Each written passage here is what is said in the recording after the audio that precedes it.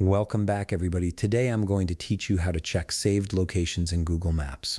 This is incredibly useful when you want to quickly access places you've marked for later, whether that's restaurants you want to try, travel destinations, or important addresses you reference frequently. Let's jump right in and get started. First, you'll need to navigate to Google Maps. Open your web browser and type in google.com/maps in the address bar. Hit enter and wait for the page to fully load.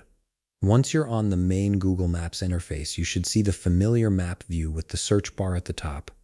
Now direct your attention to the left side of the screen. Here you'll find several options in the sidebar.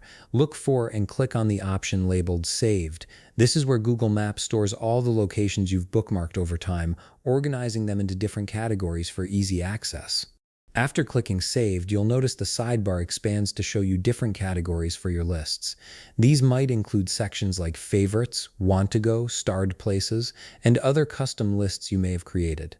Each of these categories serves as a way to organize your saved locations based on different purposes or themes. For this tutorial, go ahead and click on Saved Places.